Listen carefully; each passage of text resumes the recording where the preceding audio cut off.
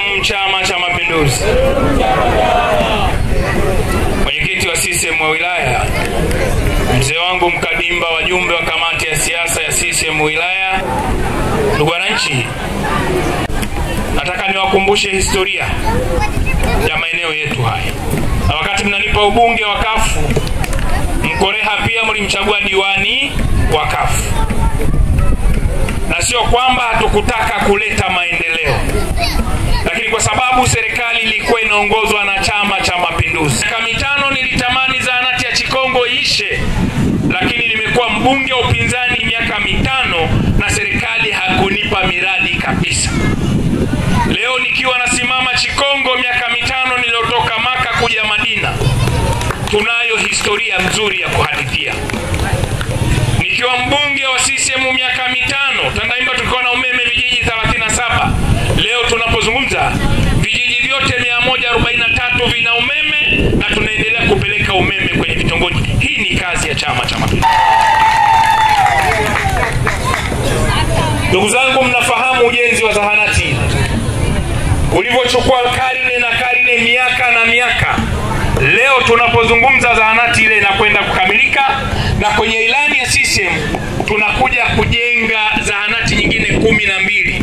Mimi kama mbunge nimetoka 12.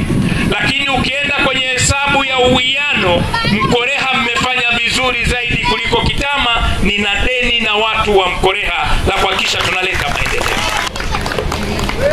Nyie mnafahamu kwamba tunayo fedha ya kujenga jengo la uhamiaji hapa. Ni michakato ya wenyewe tu, lakini fedha tulipata toka mwezi wa 9 mwaka jana. Ni wenyewe kwenye tathmini yao na mambo yao ya kijeshi yanayoendelea, lakini fedha tunayo. Leo kajichanganya Chikongo, tuna fursa hiyo, tukiweka uhamiaji hapa. Hao wenzetu wa vyombo vya ulinzi na usalama watahamia pale. Wanashindwa kuanza kujenga kwa sababu matakwa yao wanataka unapoweka uhamiaji waweke na polisi na ndugu zetu wa jeshi wawepo eneo hili kwa sababu ni eneo la mpakani. Ndugu zangu, tunayo kila sababu ya kuchagua mgombea udiwani wa Chama cha Mapinduzi. Tunayo kila sababu. Moja, tunapozungumza utekelezaji wa ilani tunaoisema.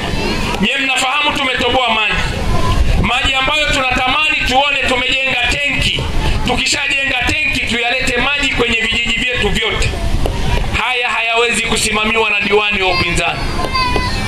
Mimi nilikuwa huko upinzani, najua watu wa CCM wakiona kwamba umejichanganya, umeleta upinzani, hiyo miradi yote tunayozungumza Chikongo inasimama. Nalo mnamuona leo anasema ataleta hapa Kindagate hilo darasa la awali na vitu vingine, sio anazungumza kutoka kichwani. Ukisoma ilani ya CCM tunakwenda kujenga majengo ya watoto hawa wadogo, hizo chekechea, majengo 14 ndani ya wilaya. Natamani watakaposema Katani atoke, tarafa ya Mihambwe tuwe tumekamilisha miradi yote ya wananchi. Ombeni sana vijana wenzangu wa Chikongo, nileteni Shaibu. Naomba sana wazee wangu, nileteni Shaibu kwa mara nyingine ya 3.